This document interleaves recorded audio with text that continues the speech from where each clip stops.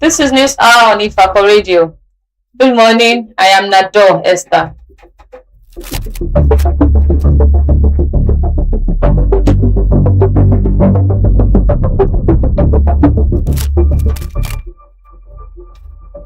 The headlines. Investigation uncovers coroner who plotted Tinubu's ouster. Police sanction 10 officers over social media violations. Business. Imported petrol beats Dangote on price.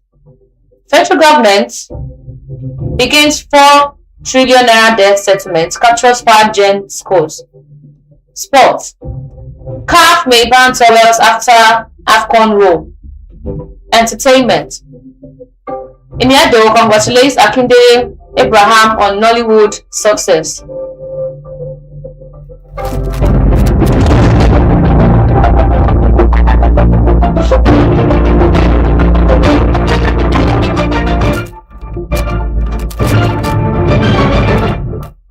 The news in full. Investigation uncovers colonel who plotted Tinubu's ouster. An interim investigation report into the alleged coup plot against President Bola Tinubu's government has revealed that a clandestine network of military officers coordinated by an army colonel named Withheld had planned the takeover, with funding, recruitment, and operational planning traced directly to him. The report, cited by the media on Tuesday, indicated that the army officer, who repeated failures in promotion, reportedly fueled his disaffection, mobilized like-minded officers across the Army, Navy, and the Air Force, assigning them to survey critical national installations, including the Presidential Villa, major barracks, and international airports. In October 2025, the DHQ announced the arrest of 16 officers over acts of indiscipline and breaches of service regulation. Shortly after, Sahara reporters reported that the officers, ranging from the rank of captain to brigadier general, were arrested by the Defense Intelligence Agency for holding secret meetings to topple the government, and linked the alleged plots to the cancellation of October 1st Independence Day parade. At that time, the then Director of Defense Information, Brigadier General Tuko Gasal, retired, dismissed the report as an attempt to create tension and distrust, stating that the matter was a purely internal disciplinary issue. He said an investigative panel had been constituted and that the findings would be made public.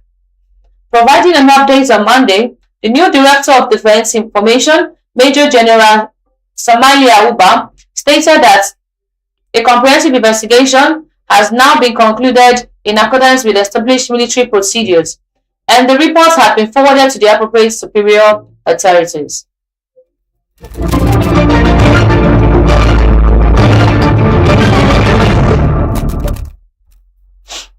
Police sanction 10 officers over social media violations. The Nigerian Police Force has intensified enforcement of its social media policy, sanctioning no fewer than 10 officers within the last month. The Media Metro has learned it was gathered that the disciplinary measures range from dismissal and demotion to severe reprimand and demobilization. A senior police source who spoke to our correspondent on Tuesday on the condition of anonymity because he was not authorized to speak to the media, said the actions followed heightened surveillance of officers' activities on social media platforms. The force is actively monitoring social media platforms and identifying erring officers who were being sanctioned accordingly. So far, 10 officers have been punished, 1 officer was dismissed, another was reduced in rank, while others received punishments ranging from severe reprimand to demobilization, the source disclosed. The source further revealed that one of the most recent cases involved a female officer, and Emena Favour, who was demoted from the rank of a sergeant to corporal for conducting the live broadcast on TikTok while dressed in police uniform. Favour, with force number 068919 and attached to the Special Protection Unit Base 25 in Asaba Delta State, was found guilty of discreditable conduct and disobedience of lawful orders. So far, 10 officers have been punished, 1 officer dismissed, another reduced in rank.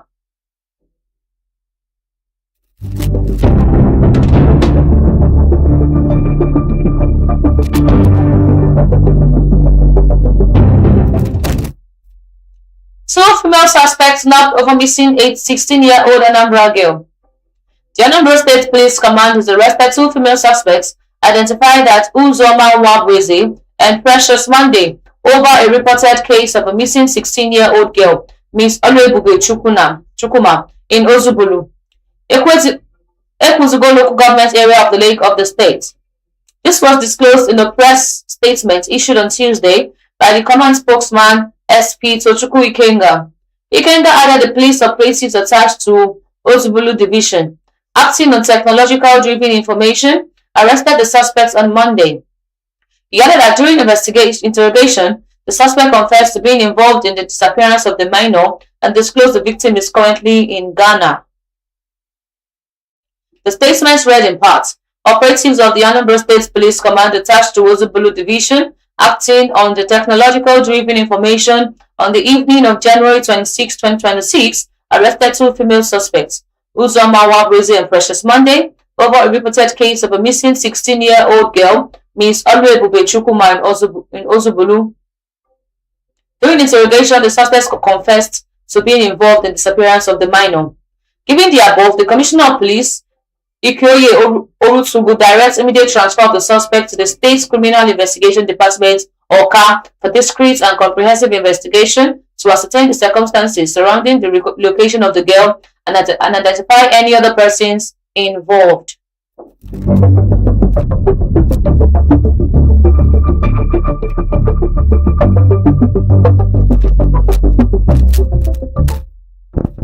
A 64-year-old man rescued from deep Lagos well.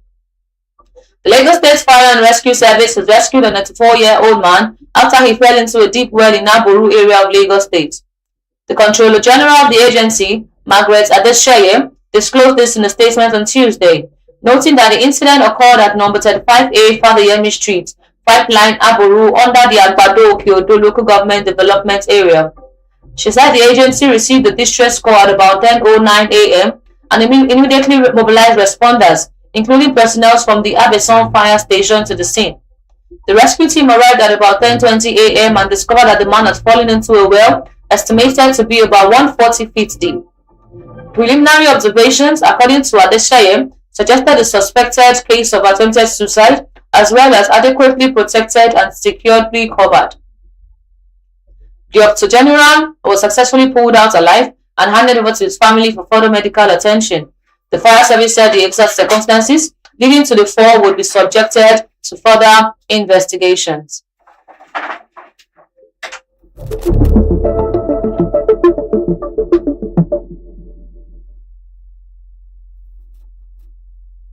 Business news. Imported petrol beats Dangote on price. The landing cost of imported premium motor spirit petrol is now lower than the gantry price of the commodity from the Dangote Petroleum Refinery.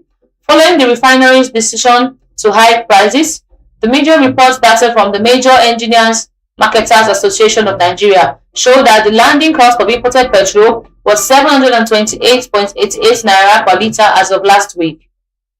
However, on Monday night, the Dangote Refinery announced an increase in the gantry price of petrol from 699 to 799 per litre. The new price increase means the Dangote's gantry price is about 70 naira higher than the landing cost of imported PMS. As a result of the new price rise, the refinery said Mrs. Filling Station would now sell petrol at 839 naira per litre. Checks our correspondent on Tuesday confirmed that Mrs. Filling Station has raised their prices from 739 naira on Monday to 839 naira, following the announcement by the 650,000 barrels per day Lekki refinery. In the statement on Monday, right, the refinery said it's realigned petrol prices modestly because the festive period was over. The company explained that the reduction was at a sustainable level to support long-term market stability and affordability. The refinery reaffirmed its commitment to market stability and an uninterrupted nationwide supply of petrol.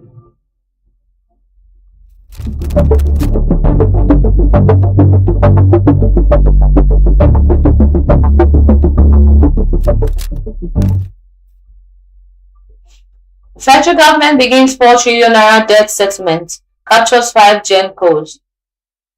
The federal government has taken steps towards resolving Nigeria's estimated 4 trillion naira power sector debt burden as the 5 power generation companies signed settlement agreements under the Presidential Power Sector Debt Reduction Program, following the issuance of a 501 billion naira bond. The bond, which reportedly recorded 100% subscription, was issued in Lagos on Tuesday, attracting interest from pension funds, banks, asset managers, and other institutional investors, signaling renewed confidence in the government's electricity market reforms and its approach to resolving legacy sector challenges. The program, driven by President Bola Tinubu, is designed to address payment areas owed to power generation companies for electricity supplied over the past decades. The media reports that the legacy debt had constrained liquidity, weakened balance sheets, and discouraged investments across the Nigerian electricity supply industry. Speaking at the signing ceremony, the managing director of the Nigeria Bulk Electricity Trading PLC, Johnson Akinowo, described the program as a historic and defining moment for Nigerian power sector.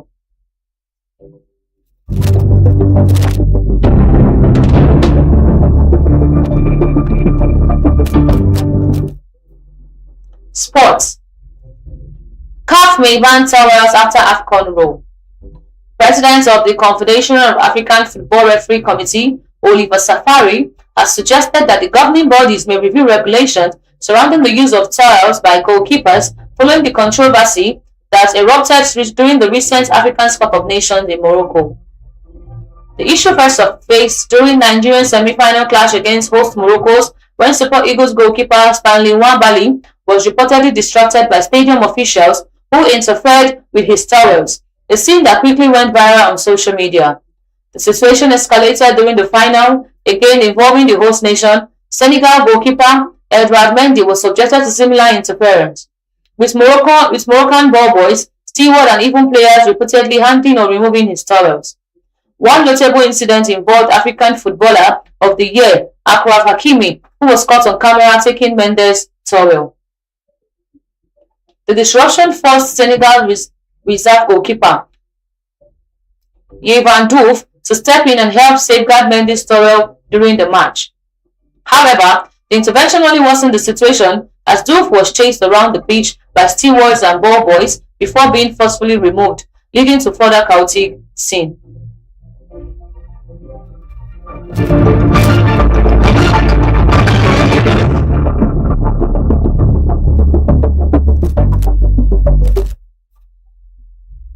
Osimhen faces tough test as Nigerian stars seek UCL survival. Galatasaray striker Victor Osimhen headlined the list of Nigerian stars facing crucial battles to salvage their club's UEFA Champions League campaigns as the group phase concludes on Wednesday today. Osimhen and Galatasaray are at risk of elimination from Europe Elite Club competition and must avoid a heavy defeat to stand a chance of progressing to the playoff. However, the Turkish champion faced a daunting final fixture away to Manchester City, who also required to win to secure a top 8 finish. Galatasaray sits 17th with 10 points from 7 matches, a return that falls short of the club's European ambitions earlier expressed by Osimhen, who had insisted it's time to make a statement in the most prestigious game. Ahead of the decisive clash at the Etihad Stadium, the 27-year-old remains optimistic. Manchester City is one of the best teams in the world. We're going to play the game. We'll focus on the league first, then we'll focus on that game, Osimhen said. It won't be easy, but I trust my team. I'm looking at it positively. And we can get something out of here. Let's play a good game like we did against our Atletico. that is most important, the 2023 African Player of the Year added. The striker has enjoyed a strong start to the Champions League campaign, scoring 6 goals in 5 appearances, although Ghana's European face remains in the balance.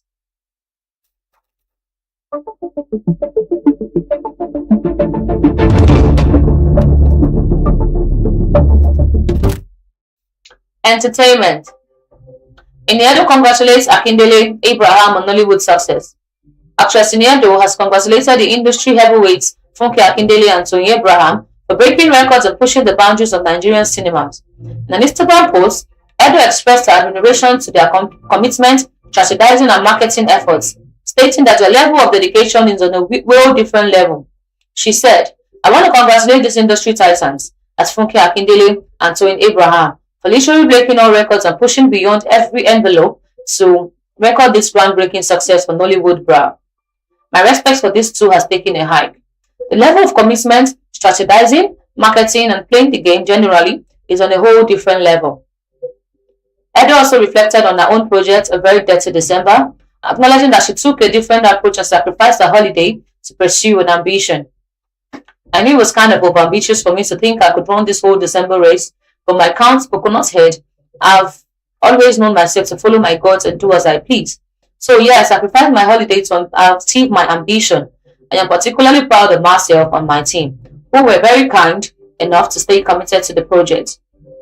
We came, we pushed, we made our marks and learned our lessons," she added.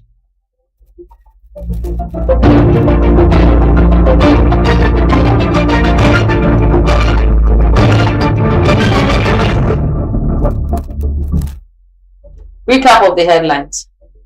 Investigation uncovers Cornell who plotted Tinubu's ouster. Police sanction 10 officers over social media violations. Business.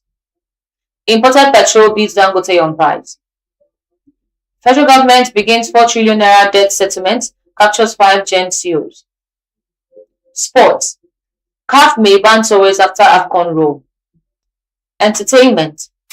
Iniedo congratulates Akindele Abraham on Nollywood success.